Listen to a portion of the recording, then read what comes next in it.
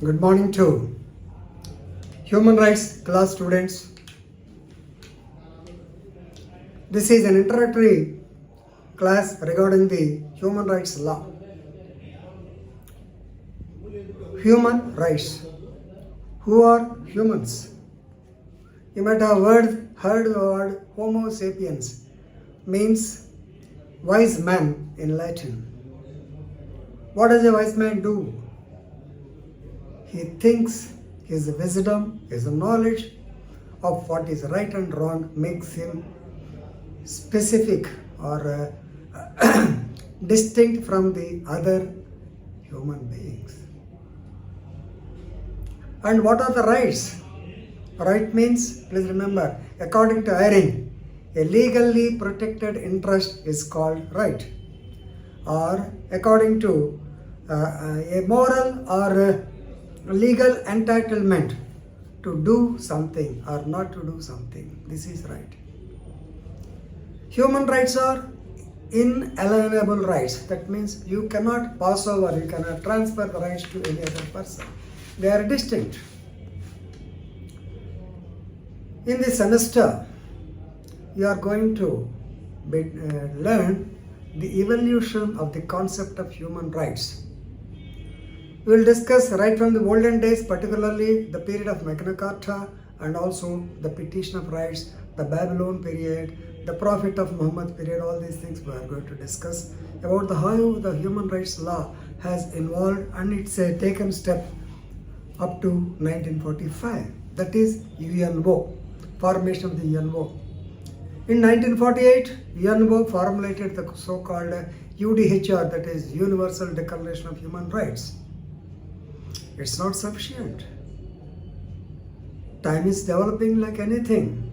Therefore, in 1966, actually in 1976, they came into light two covenants by names ICCPR, that is International Covenant on Civil and Political Rights, and another covenant, that is International Covenant on Economic, Social and Cultural Rights. They have come out.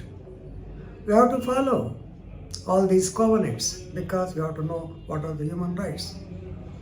Then the regional conventions were there, with which American Charter, Asian Charter, European Charter, they have come into existence. Then they have established their own local courts. So instead of going to the International Court of Justice in Netherlands, The Hague, you can have your own court in America, European Court of Human Rights. We are going to discuss very beautiful case law, the judgment delivered by European Court of Human Rights. Then you are going to discuss the important aspect of the human rights in India. That is an act which is called as the Protection of Human Rights Act 1993. The main purpose of which is the establishment of NHRC and SHRC, the powers, functions, duties, inquiries, investigations, recommendations, trial courts, PPs, all these things will be incorporated in the particular act, and we are going to discuss the same, and we are going to discuss very important case laws decided by the Supreme Court of India and other courts regarding the human rights. Right? So please remember, NHRC and SHRC, they play a major role in keeping up or in protecting the human rights. Of course, you know, Supreme Court is the guardian of the Constitution. At the same time, it is the main protector of the human rights. Then we are going to know the different conventions, different other conventions. For example, CEDAW, Convention on the Elimination of Discrimination Against Women. The woman should not be ill-treated.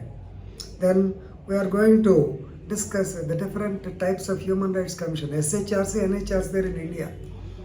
And Office of the High Commissioner for Human Rights, it is there, run by the United Nations Organization. Then what are the civil liberties? Then if any alien person is arrested, how to treat the aliens? You can call it as actually protection of the human population and protection of the treatment of the war criminals. All these things we are going to discuss under the chapter.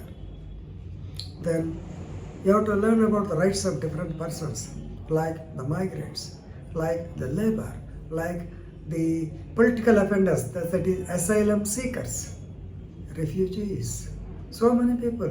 They have got their own rights. You have to know the human rights of all these people. Then indigent persons. I am also going to tell you the indigenous persons' rights also, and what are the rights of children, civil and cultural rights of the child. Is it not? Then you have to know the human duties also, and the role played by the International Committee of Red Cross, ICRC. We will discuss separately. Then we will move on to the role of NGOs in furtherance of the so-called protection of the human rights, because they are specialized in the particular topic. Then we are going to discuss important cases like Parmanand Katara case, D.K. Basu versus State of West Bengal, Bandhuva Mukti Morcha, child labor. So many cases we are going to discuss in relation to human rights. And lastly, we are going to discuss the actually effect, or I can say the constitutionality of death penalty, whether death penalty should be there or not. So likewise, we are going to discuss so many different topics, different subjects, and the birth rights and the rights of the children already, the natural rights, right, civil rights, political rights, so many rights are there. So we are going to discuss all these things in detail. So lastly, before concluding, what I want to tell you is please attend the classes, because you may become one of the most favorite human rights advocate. Unless you know what is a human right, how it is infringed, what is whether how it is violated, all these things should be known only if you come to the class. So please come to the class. It's very maybe 1 month or 2 months. If you hear from me, definitely you'll be learning so many cases where the human rights are violated and how to protect the human rights. With this, I am concluding. Thank you very much.